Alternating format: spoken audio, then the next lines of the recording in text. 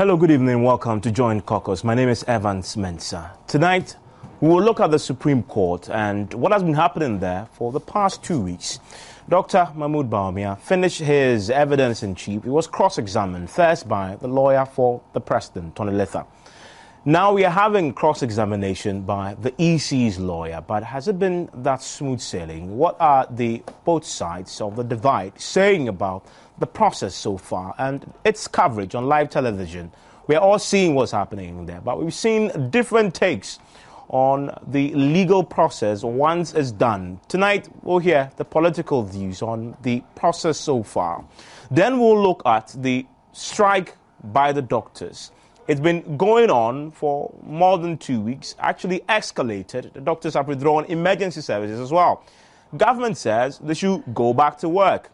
The doctors are saying they will not go back to work. There are suggestions that the doctors are doing what they are doing because they are being backed by some political forces. We will interrogate that here on Join Caucus. On this program, we are proudly partisan. With me to look at the issues are John Kuma, member of the NPP communications team, and George Tetewayo, who is a legal practitioner also with the NDC. Thank you very much, gentlemen, for your time here. You're welcome. Thank you very much. On Joint Caucus.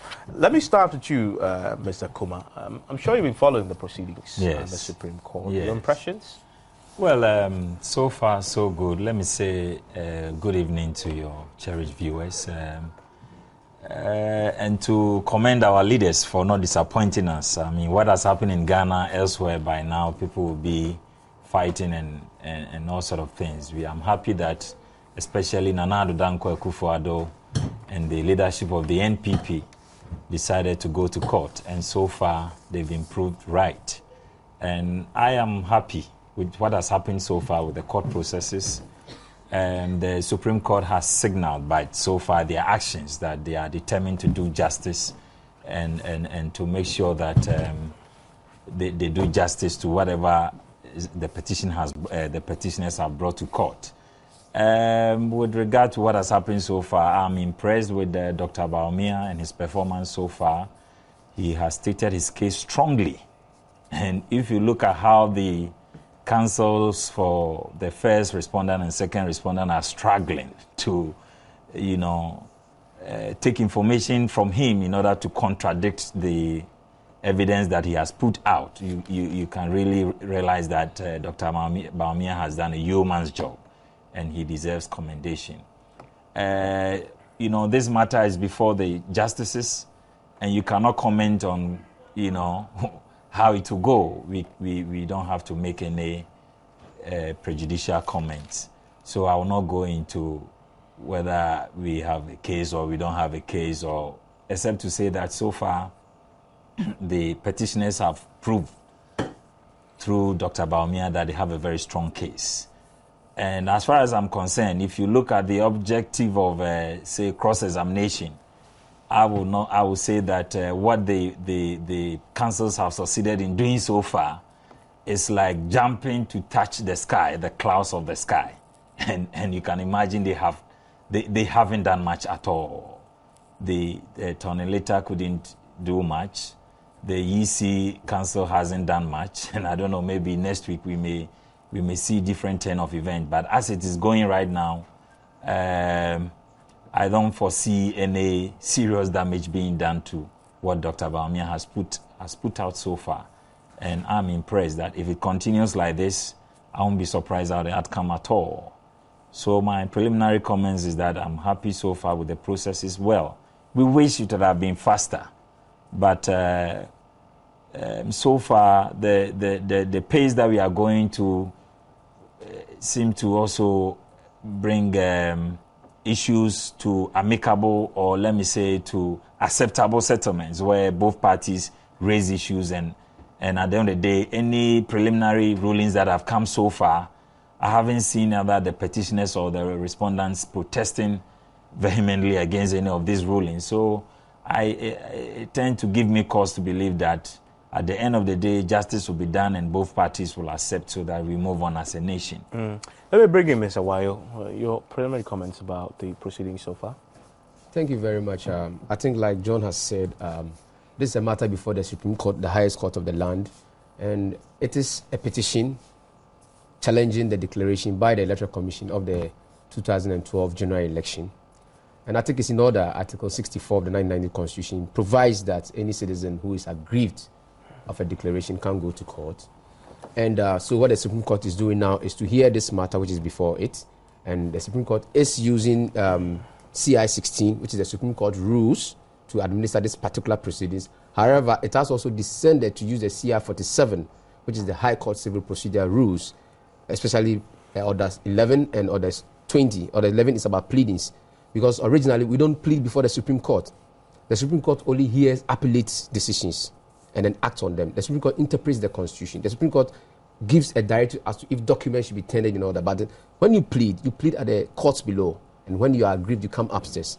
But what we are seeing in the Supreme Court of Ghana is that they have adopted Order 11, which is pleadings, and then Order 20, which is affidavits, that you support all pleadings with affidavit. That is why before the Supreme Court, the petitioners have submitted about 11,138 pink sheets, and have also given affidavit in support of those pink sheets. So like he said, this is a good cause. But where I bet to divert from him now is that if he's not seeing much about the cross-examination, then I think that he's really not looking very well. Because like he said, cross-examination is when you punch holes in your opponent's argument. Examination in chief is where you lay bare your own case. That was led by lead counsel Philip Addison.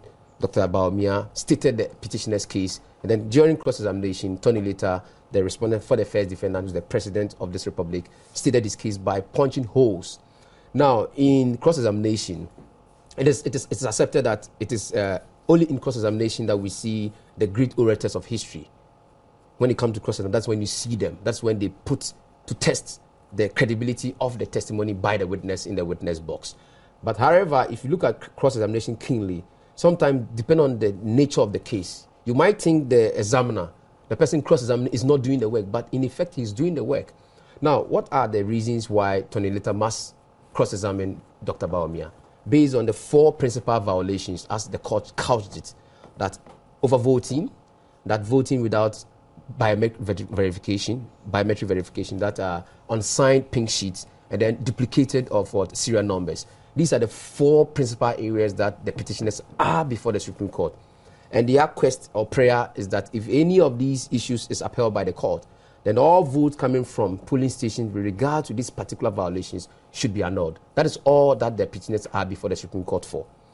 Now, if you look at overvoting and then biometric without verification, Tony later did a very good work on these particular dispensations, so that at one point, he got to extend that when he picks out a pin sheet and then gives the witness in the witness box, the witness is able to establish before the honorable court that there is no basis. And in court, when you appear before a court, when you have tendered in documents, your own pleadings, supported by affidavits, then during cross-examination, you begin to react to some of them as not having basis. Then what you are in effect saying to the honorable court is that there's no reason for me coming here based on this particular evidence or this particular elucidation from the cross-examination. I'm sure those are matters of interpretation. That the court will interpret that. Will pronounce on. Yes. I want to bring back a key controversial subject, a side issue. It was ruled on, though, so we could, because it happened subsequently, it sort of festered outside the court's premises. I'm talking about the mention of Jaku. You recall, and statements were attributed to him that he had endorsed the 2012 elections as one of the perhaps cleanest we've ever had, and Tony Lita was making that case quite forcefully. Subsequently, we heard from Jaku, who said that's not the case. I mean, you are from the communications team. What do you know about that? Well, clearly the NDC, I mean, very usual of them, will always try to misquote their opponents, especially their political opponents. Jaku did not endorse the 2012 elections under any circumstances. The press conference that he came out to talk, I mean, he thanked voters for whatever has happened, and I think it was on the 7th when they had to push the election to the next day, and he was encouraging the NPP supporters to be on the lookout and watch what will happen the next day. And he was actually sounding warning to the government to stop any manipulations and machinations to kind of manipulate the electoral process. And that was the time the president had come out to say that people could vote without using the biometric verification. And I believe as a campaign manager, he was responding to that. I wonder how that will be translated to mean that Jaku was endorsing the 2012 elections. I'm surprised. When the NDC and especially Sedun Ketia knew that we were vehemently protesting at the Electoral Commission, who happens to be the returning officer for the presidential elections, and they were telling us to go to court. Under what basis would the same campaign manager who is protesting at the EC come out to endorse the same elections that he's protesting and asking for more days to prove his case?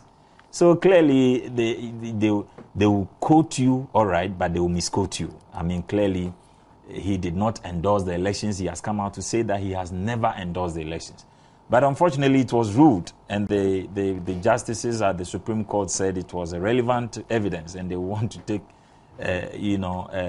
proceedings on it. So let's see how it goes. But Jaku had said in an interview with us that he's prepared to go to the Supreme Court at the subsequent time, if indeed the lawyers for the petitioners call him, to go and testify that he never said that. Obviously, and I think I will leave that to the legal team to decide. If indeed it becomes relevant evidence, as the justices are saying, I believe the legal team will take a decision on it, whether to invite him to the court as a witness or not. But, I was telling you about the work that Tony Lita did, that he was, not achieving much, because on several occasions I heard him saying, my lords, the witness has succeeded in confusing me. If you, the lawyer, is rather confused when you are cross-examining a witness, then it should clearly tell you that you are not achieving the purpose that you have set out to achieve. And I asked for counsel for the Electoral Commission, well, I don't want to talk about his sweating incidents because it could be other, maybe some condition he's suffering from. Otherwise, I don't know if it is to do with the pressure of the cross-examination, but it could also be because of his age and all that. But you could see clearly the lawyers for the respondents, when a case is bad, it's bad. And if you are called to cross-examine a bad case, you obviously not be performing well. But he succeeded. I'm talking about lawyer for the EC in producing documents to prove that the 22 polling stations that you had alleged that did not exist actually existed.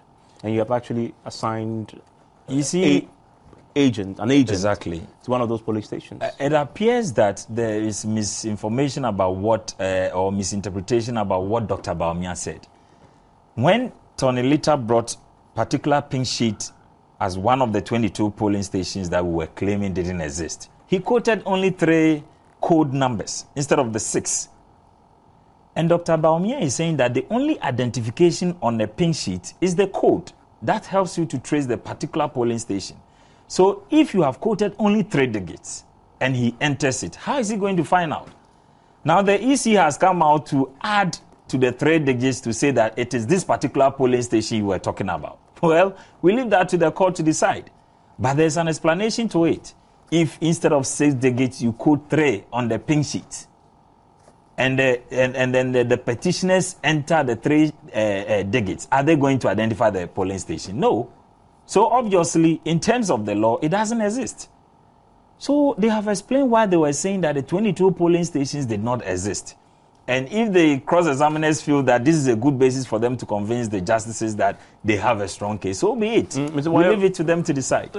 Give me your take on this Jaku subject that came up. An individual has nothing to do with the case. His name is mentioned to prove a point in court. Subsequently, he says he never said that. Yeah, I think that is one thing that the MPP keeps doing. You see, the point is that Jaku is not an ordinary member of the MPP. He used to be the campaign manager of Nanado. A key important person for the 2012 election, because his inputs are always critical to a decision out there to the general public. Now, you see the court, like he said, the court has accepted to rule on that particular matter. It tells you that the court has taken judicial notice of the Jaku scenario. And at what point does a court of competent jurisdiction take judicial notice? When a matter is notoriously known. That is to say that Jaku made this in the public domain. We are about 24 million thereabout people. Most Ghanaians listen to the media today. So that message went down to the people. So if a key member of the number one opposition team in Ghana makes such a statement that the election we just came out of is so credible and it's fair, then he was preempting the decision. So that if it has gone in the way of the MPP, then that's his words come to stand. They are not changing their mouth because the election went a different direction. Because if it has gone for the MPP, Jaku's statement would have sedimented or crystallized it. What it means is that now the court will want to put premium on this particular statement. That when it was said, and at the time it was said, what impact did it make to the people? So we are yet to hear the court pronounce on that. These are instincts. And as we all know, human beings, we are all prepared by instinct. And most of the time, what is within is what comes out of us. So that if Jaku made a statement, he genuinely made a statement. It is only because the election did not go the MPP way and they are now in court. That is why now he has to turn around and try to change the statement. And that is why the justices sitting today have taken judicial notice. Let me move to, okay, you want to respond Just to that? to make a correction that, I was in court and the basis for the ruling was never judicial notice. The respondents, the counsel for the respondents made the argument that the affidavit of the, I think the second and third respondent, which was by Mr. Sidun Ketia, captured that particular statement from Jaku.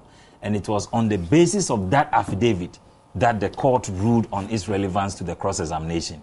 It was never held on the basis of judicial notice. And my brother, you know that the basis for judicial notice cannot be that. And no. Let's not go into it. The basis for why they allowed the counsel to cross-examine on that was because it was captured by the affidavit of the second and third respondent. I think the objection that was overruled, to be very specific, that is exactly what I'm saying. Was that Adesing had objected to its relevance. Exactly. To the case. It was on relevance. And exactly. the president of the panel said it's relevant. And because so that's what I'm telling my brother now, that the reason why the information upon which the president, Justice William Atuguwa, made that submission is that we have to take notice. And when you say judicial notice, don't let us make the law so much superfluous. It's just a myth. Judicial notice simply means you and I know that the court wants to put premium on a particular disposition.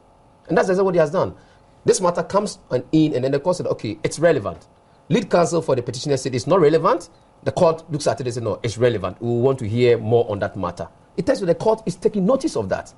So judicial notice has been taken of that particular disposition. No, but and they're going to work on counsel, it. You know clearly that there are different criteria for judging what is to be taken as judicial notice and what is irrelevant. I said that this information has been laid to the public. This information has been made to the Section 9 public. talks about judicial notice and the basis for which you take judicial notice. And you are right when you said that it has to be notorious and it has to be well known to everybody. So the statement is well known to the Ghanaian election. We were talking about relevance of the evidence. Section 53 talks about the relevance of the evidence. And the counsel for petitioners was asking that particular statement could not be relevant to the matter. But the counsel for the respondents said that it has already been pleaded in the affidavit. And as far as they were concerned, they could use it in the cross-examination. That was the basis upon which the Supreme Court ruled and said that it was a relevant evidence for them to cross-examine. But that's a fact, isn't it? No, that's what happened. It's a fact. So you cannot put it under judicial notice. Because it's not the court, at least hearing what they said, never mentioned judicial notice. No, but these are legal principles. So when the matter is unfolding, you who have the legal brain should be able to piece in the evidence. You don't need a court to tell you that we are taking judicial notice. Because I'm sure you know the judicial notice is a clear principle, a distinct principle in law. Of course. And if the judges wanted to make that part of the thing, they would have specifically mentioned it. And I'm saying that.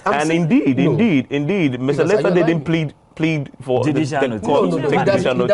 What I'm saying is that when a court wants to take cognizance of a matter, the court must be so satisfied that this matter I must take notice of. And when the court so does, that is judicial notice. And like you said, what are some of the grounds?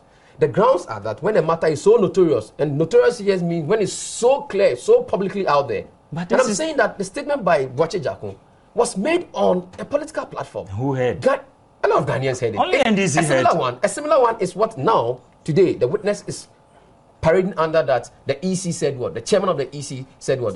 Said no verification, no votes. What do you make then of the fact that Jaku himself is saying that he didn't make nobody that? Heard. So you see. So how could it be notorious? He said nobody heard. Yeah, I didn't hear. Please allow him. If nobody heard, why is it in the public domain now?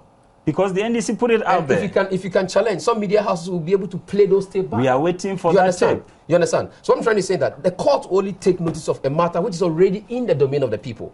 And such a statement by a key member of the MPP during the campaign time, after the election, goes onto the same platform and says that this year's election is fair, clean. And like I said earlier, if it has gone the MPP way, this particular statement would have sedimented. But because it is on the other side, that is why this matter has come to fore. And one clear scenario is the no verification, no vote mantra that we are all parading today, that the EC chairman made that statement. But the court, when he gets into the box, if the EC chairman happens to get into the box, this matter will come up. And you know why it will come up? Because he made it known there. It's all over the place. And the court will take judicial notice of that particular disposition. But the MPP, this is a statement allegedly made by one of your own. You should have a recording or a statement of that. You should produce it for us. I've told you clearly that's a lie. And you see, but beyond that, you need to give us, let us hear the documentary evidence if you have it. I'm sure very soon he'll prove it himself. It is very typical of the NDC to backtrack as far as this petition before the Supreme Court was concerned. Initially, the argument was that, international observers came out and they were happy with the outcome of the results and all that. I think it's part of the pleadings. It is part of the pleadings, and clearly you could see that the kind of irregularities we are talking about. How many polling stations did the international observers cover? And could they have identified? And when they realized that that argument was not working, they now shifted the position from international observers to, but you, the NPP, your campaign manager has said that the election was accurate, it was fair, it was balanced, it was perfect. Then when that one too was scrambling, then they shift the argument to, but your polling agents were at the polling station. Now all of a sudden, the GC is denying responsibility and saying that as long as your polling agents were at the polling stations, there could be nothing wrong with the validity of the elections. Even if people didn't vote with the biometric verification against the law, even if there was overvoting and people have signed, there could still be no problem. Even if presiding officer did not sign, there could be no problem. And how were polling agents going to identify that there were the same duplicated serial numbers on the pink sheets? So clearly, the kind of irregularities the NPP or the petitioners are talking about cannot be shifted on polling agents. And that's exactly what the NDC has been doing, trying to shift from one position to the other, from international observers to Jaku to polling agents. Is that fair comment? Because you know that in building a case, you have an aggregation of various factors that you want to put to the person in the dock. And he had to obviously move from one point to the other. Doesn't mean that he's shifting the goalpost. But exactly, you see, the idea of goal shifting is when they are seeking to lay blame on everybody else but themselves. The EC, even where he has to acknowledge that he made mistakes, tend to downplay it and so it is administrative error. So are they saying that if it is administrative error and it is of gargantuan sum, over 4 million votes, and based on that you declared a precedent, you are confident to say that that administrative error is of no consequence to the elections? I am sure that's what the Supreme Court will decide. But final comments on this so that we can move on. I think that there he goes again, shifting goalposts. It's the MPP that are good at doing that. For instance, saying that the council is shifting from one point to the other. It is among the principal violations that unsigned pick sheets. So if council cross-examining the witness is moving on to the issue of unsigned pink sheet, then you said MPP, the NDC is shifting the goalposts. That's how the MPP does things. It is one of the key areas of violation that need regulation, and then council must deal with it. Now, when Kwasi Aiden took 10, he took Dr. Baumia through election processes, went ahead to establish the duties of a polling agent. Dr. Baumia sits in the witness box and tries to parade that a polling agent is a mere observer, which is wrong. Because in our electoral setup, in our structure, the polling agent is not a mere observer. I don't counsel he's not forgotten about the principal and agent relationship in law. In law, the principal and agent are key principles. When an agent is acting on behalf of the principal, his acts and omissions are equally the directives of the principal. So if the paper that gives you the authority to go and represent a party as a polling agent is signed by the flag bearer himself. Then you have the authority of the flag bearer. And the EC gave him a copy of an authorizing document signed by the first responder. No, let's talk the 22 first petitioners. The 22 ghost polling stations that came up. It came to fore that one document was signed, polling agents that were destined for by the first petitioner. What I'm trying to say is that unsigned pink sheet is one of the key areas being contended with. So it's not that the NDC is shifting goalposts. It is rather the witness when the argument does not suit him. For example, look at the tendering of pink sheets. When Mr. Letter pinks up the P sheet and then gives it to the witness, when the witness goes through and then it tailors his argument, he accepts it, admits it, and confirms it. However, if the information on the pink sheet is not going so well with the petitioner's case, the petitioner confirms the petition, the pink sheet, however, says that he's not so sure if this is one of the documents so submitted. Making a great mistake because the pink sheet that have been tendered in are the documents you yourself have submitted to the Honorable Court, and the justices have a copy. So it will be very suicidal for Tony Later or the NDC or even the EC to smuggle in another document, because that will be very fatal for their case. Okay. Well, I think to wrap up here. Yes. So let's move on to the next one. If you like, when I ask you the first question, then you can use some of the time to deal with this matter. But let's talk about the doctor's strike. It's been on for more than 2 weeks. This week we confirmed that indeed one person died at the SDA hospital in Kwadaso in Kumasi because of the strike.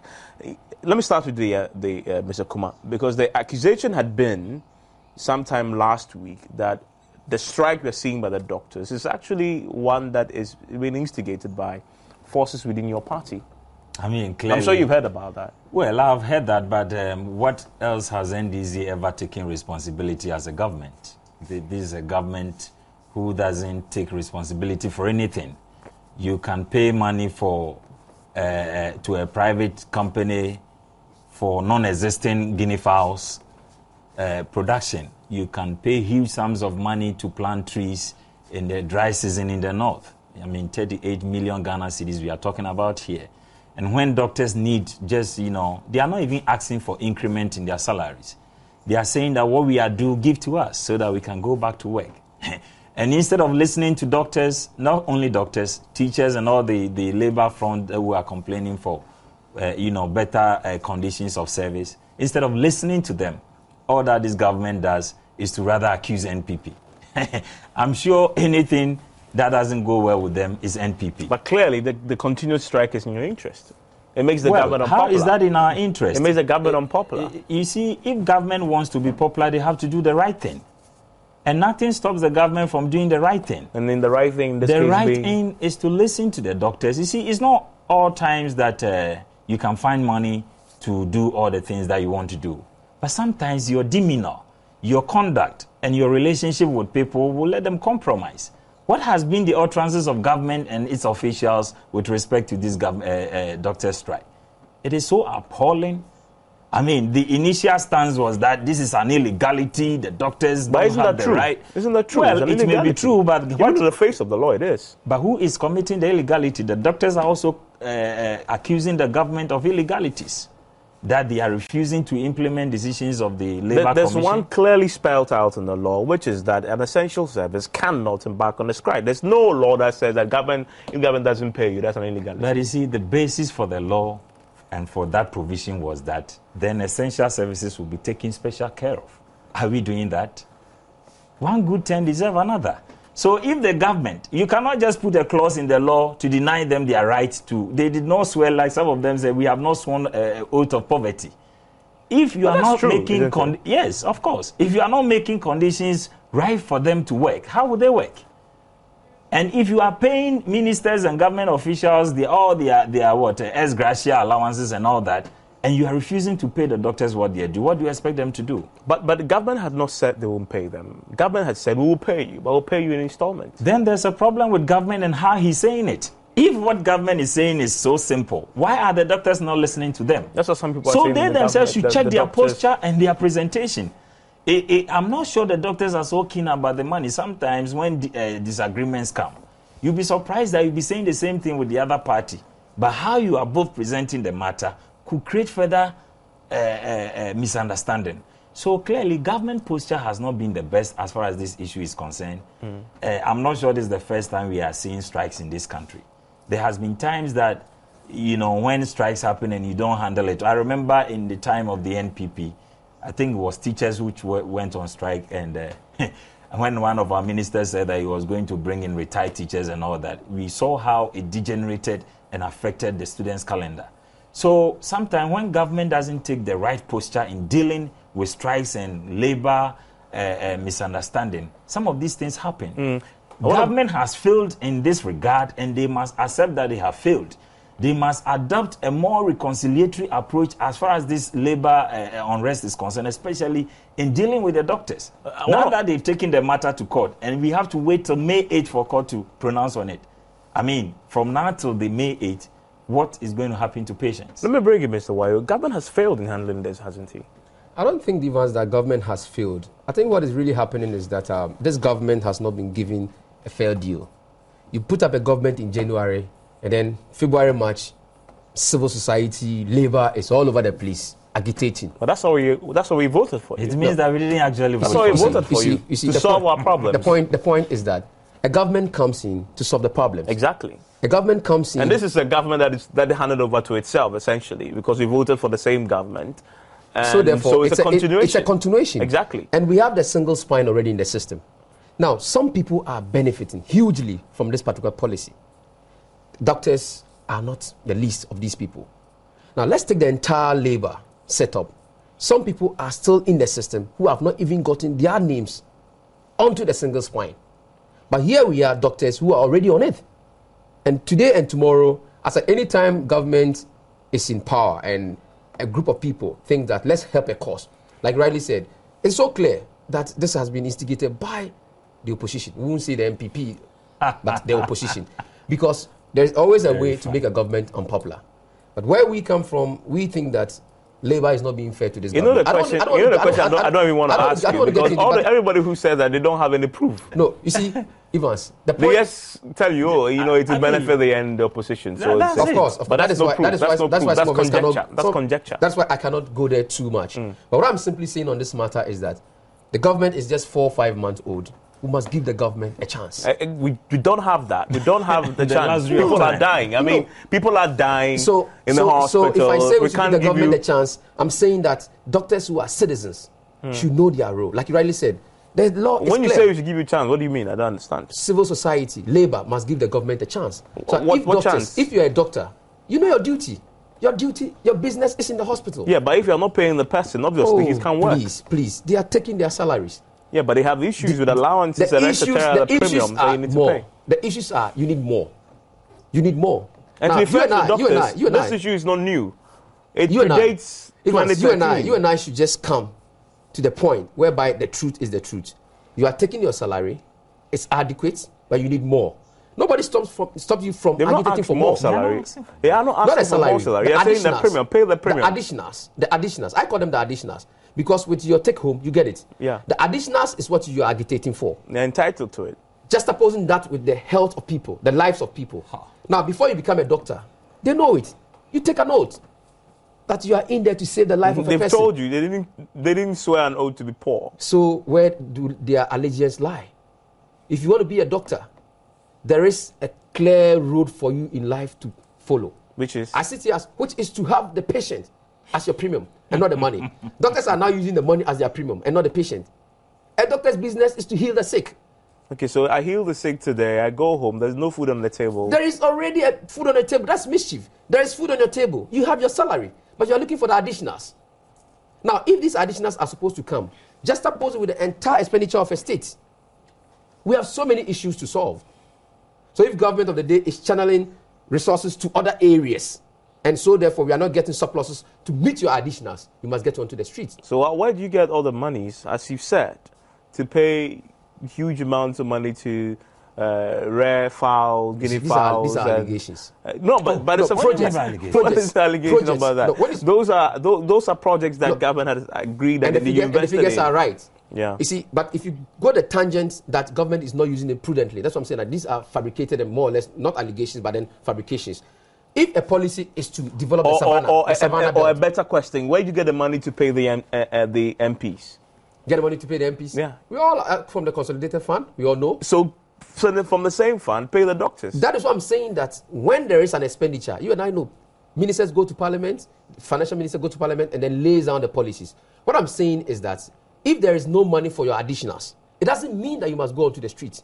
It doesn't mean that government is not cognizant of the fact that these things must be sorted out. Look at the Savannah belt. As a nation, if it's a policy to reforest the place, to bring that place to a standard where today I can go to the northern region, decide to stay there, and enjoy the development in the area. And today there's a policy towards bringing that to the fore.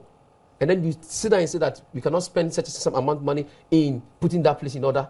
Then I don't think you have that particular region of the country in mind. You don't have the interest of the people in mind. Quickly, let's talk about solutions here.